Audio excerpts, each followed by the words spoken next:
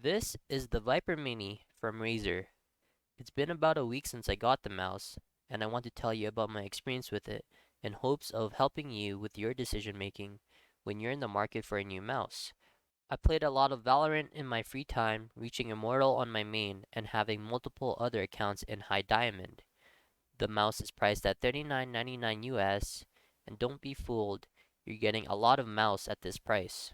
The first thing I did when I got the mouse was update the firmware.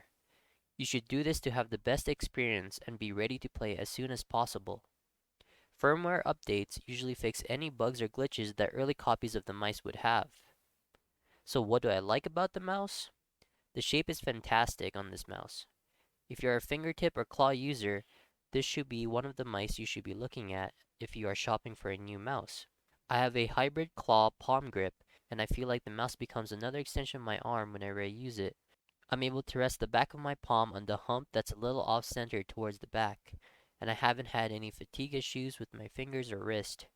For some disclosure, I did transfer over from the Cooler Master MM710, which is similar in shape, so your experience may vary if you come from a low-shelled mouse like a Glorious Model O or Zowie's ambidextrous mice. The left and right mouse buttons are better than I expected, not in terms of the feel and sound, but the response time in game. I don't know if it's just a placebo effect and I got caught up in Razer's advertising, and I didn't do any testing on it, but I could feel something different about them that made me feel connected. If you're a person who's a skeptic with optical mouse switches, I suggest giving this mouse a try.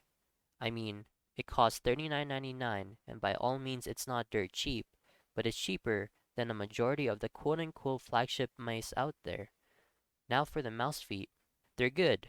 I haven't been able to compare them with other recently released mice since I don't have them, but they glide smoothly and consistent. And like I mentioned in my unboxing video, larger mouse feet that cover a larger area do seem to have its advantages, whether it's in part due to the material or shape, or by simply having rounded edges. The experience is well worth it on this mice. At the end of the week, I was hitting pretty crazy shots. Now, regarding the sensor, it's the PMW3359 and it works well. Plain and simple. I didn't have any issue with it or saw any weird jumping or stuttering in my games. It's hard for a mouse sensor to be bad in this day and age. If I had to say anything, the sensor placement is practically in the center, and if that's something you want, then this mouse has it. Side button placement is good. I can easily access both buttons without changing my grip, and the clicks are crisp and they don't trigger when you press on the side housing. Finally, let's talk about the weight.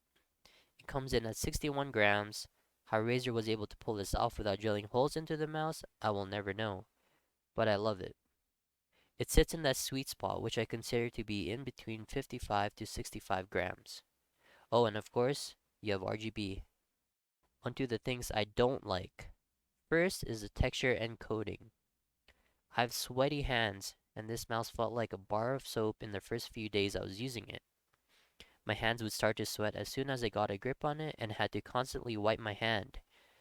It was very annoying at first, but I got used to it. It might just be a personal case, but just be wary that if you have sweaty hands, you might be interested in buying some grip tape for it.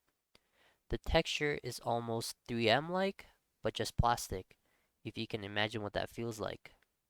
One aspect I think is really important to mention is the liftoff distance of the sensor.